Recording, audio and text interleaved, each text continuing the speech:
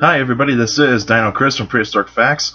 This is a special episode. We got two Tyrannosaurs to talk about, and if you actually were following my Facebook page, Prehistoric Facts with Dino Chris, you actually saw the pictures of Tyrannosaurs, basically, that I haven't done totally yet in terms of special episodes. So basically, two of them have been picked for this one, and so we'll actually get right to it. We'll start with Dryptosaurus. Now, Dryptosaurus in Greek or Latin means tearing lizard. Fossils have been found in North America, late Cretaceous, 75 to 70 million years ago.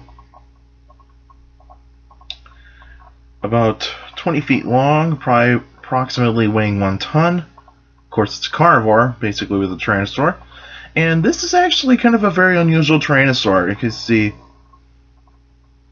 this dinosaur is actually it was actually found way before Tyrannosaurus Rex, and it was basically found during the Bone Wars era.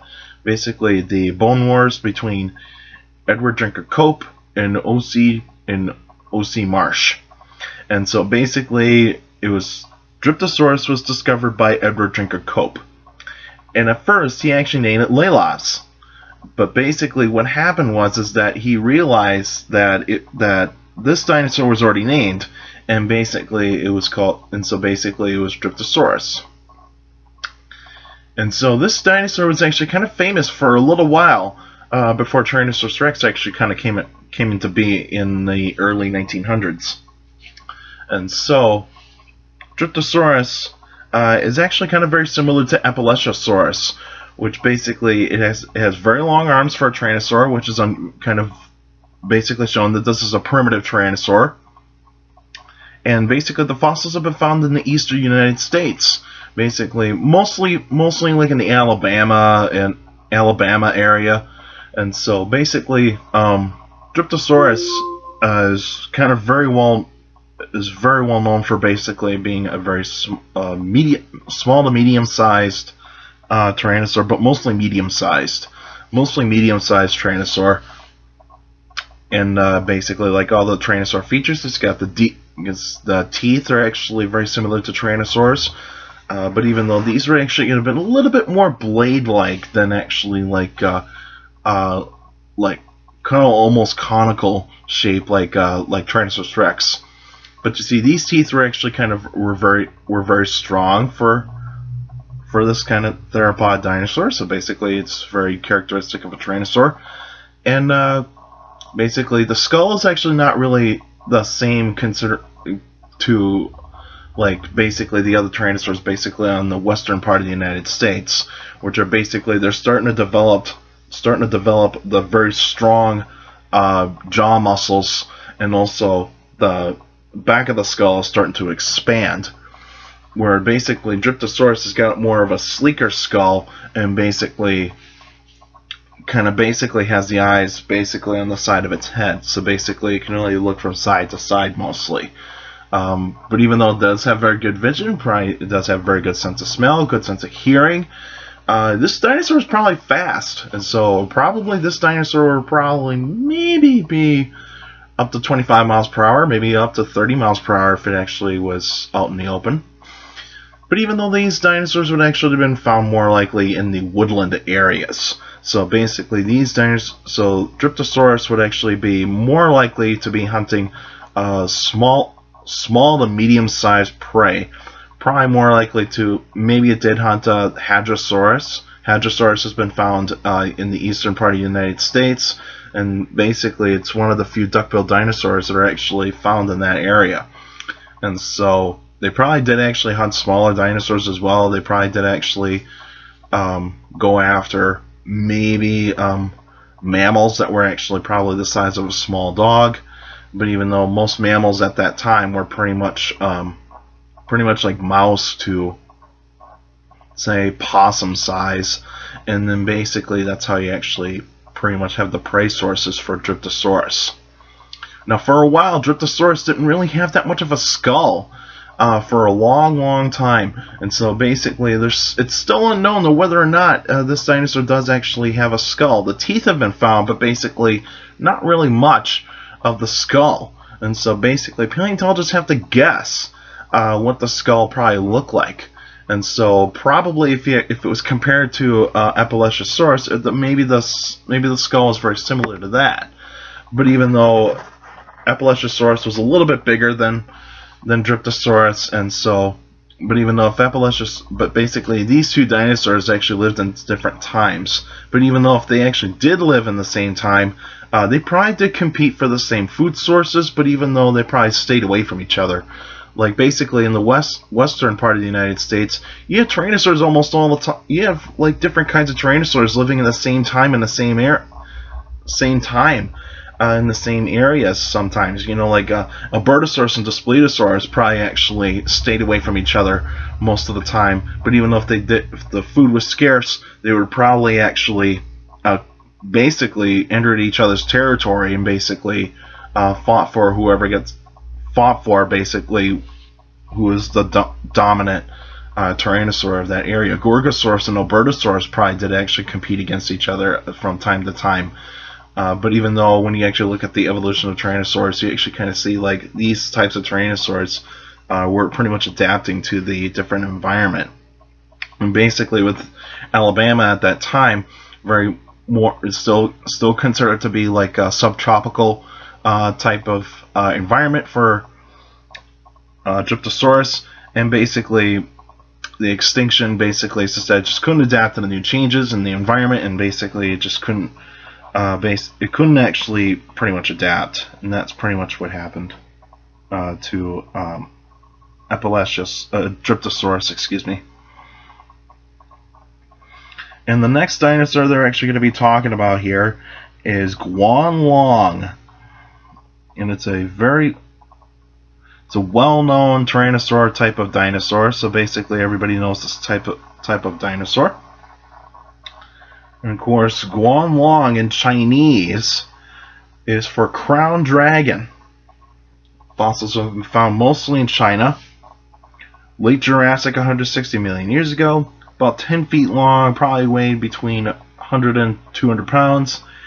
Of course, it's carnivore. And basically the main feature of Guanlong is the crest on top of its head. And basically, like this model of Guanlong here, you can see this crest on top of the head. This was mainly for display purposes. It wasn't for combat or anything like that. If it was for combat, then basically the bones would actually be a lot thicker, and also probably this would actually be more of a horn than a crest. And so this animal is basically pretty much it's a small dinosaur. So basically it's a small tyrannosauroid. So basically this is where it falls in the category of tyrannosauroid, not tyrannosaurid. Tyrannosauroid is basically primitive tyrannosaurs, or basically tyrannosaurid are a little bit more advanced tyrannosaurs, you can actually say, or basically the modern version of tyrannosaurs. And so with Guanlong, basically very fast, agile type of animal. And basically it's got 3-fingered hands, long arms for basically kind of tyrannosaur, but basically being in small size, your arms can be longer. But basically probably they did use these in a little bit more than like the tyrannosaurids. So basically these animals would probably be using their hands for grabbing prey a little bit more. But even though they probably did use their heads as their main weapon, because most theropods use their heads as their main weapon, not their claws. But basically the only theropods that actually would be using their hands and feet more than anything else are the dromaeosaurs and the troodontids. And so basically these dinosaurs are basically not raptors. They're basically just part of the Coelurosaurian family of Tyrannosauroid. And so, and basically these fossils were actually found in the province of in the Liaoning province in China. And basically this is a volcanic ash deposit, and basically the Guanlong fossils were actually found in like this a layer of rock where basically it was more like kind of like kind of like a sand trap, you can actually say, where basically there's multiple individuals of these were actually found in the same spot. And basically they were going after a prey source that was stuck in the quicksand and basically thought like this is easy prey. And basically trying to jump in there and basically grab the prey and hopefully they can drag it out. But basically what happens is they get caught themselves, get stuck themselves, and basically they die a very slow death.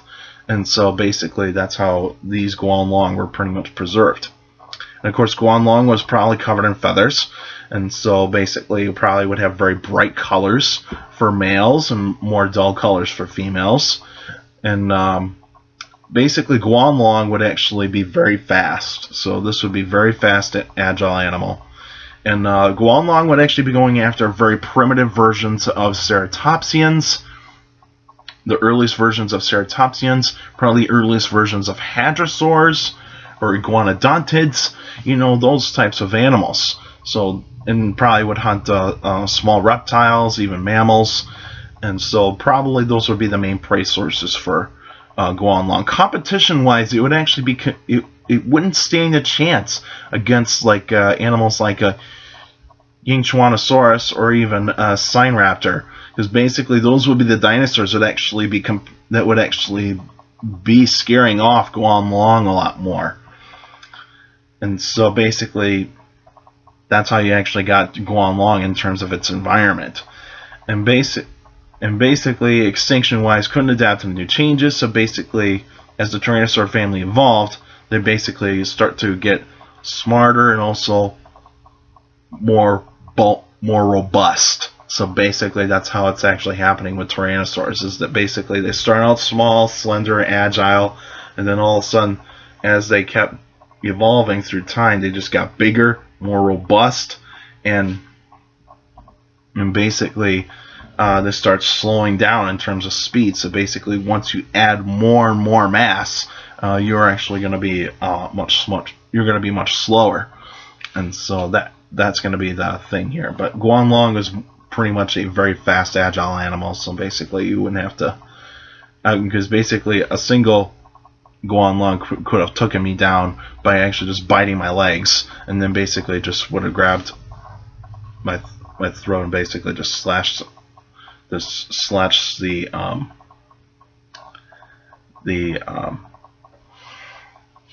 jugular, and basically I would have bled to death very quickly. But basically that's probably how mostly attacked.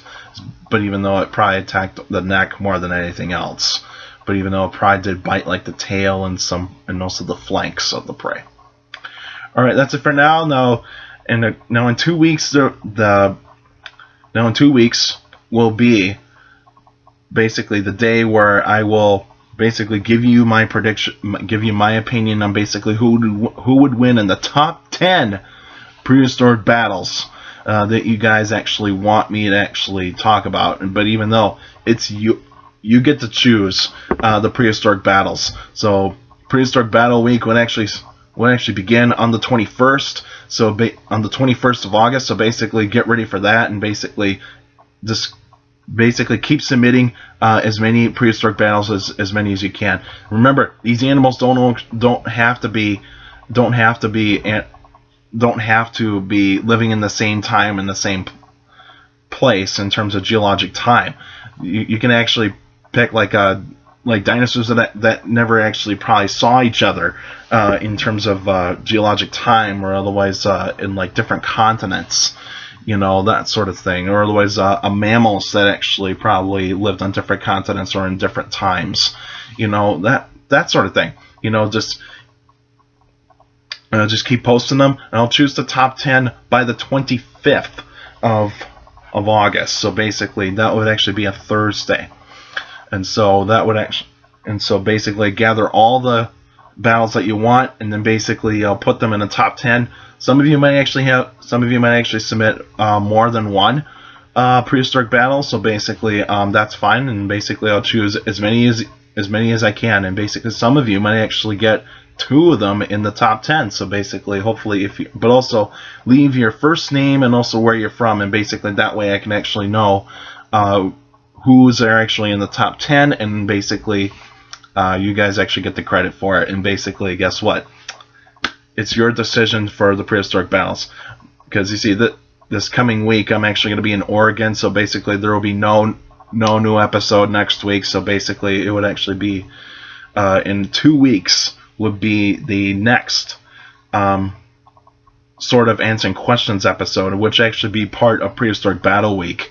So basically, make sure you get those battles in as quickly as possible. You can actually submit those battles by emailing me at dinocris71@gmail.com, or otherwise go on my Facebook page, Prehistoric Facts of Dino Chris. Like the page, you can actually post those battles in the comments section on the Prehistoric Battle Week event, and basically I can read all those, and that way I can actually find out which ones are actually submitted to who, by whom, and basically I'll actually gather all those battles by the 25th. So basically, you guys actually get all the credit for basically submitting those battles. And you can still send me questions about dinosaurs or any other prehistoric life by emailing me at dinocris71@gmail.com, or go on my Facebook page, Prehistoric Facts of Dino Chris. Like the page, you can actually put your questions in the comment section on any Facebook post. Remember, keep your questions short and to the point. And also, you can follow me on Twitter at CSGRALL. That's my Twitter page. I post pretty cool stuff on there. And also, take care of the people around you. And also, for you younger people out there, make sure to listen to your parents, your teachers, and your guardians. Those are the best motivation you can have for good education. It's very important to have a good education. So with a good education, you get a good job in the future. All right, that's it for now, and I'll see you guys in 2 weeks.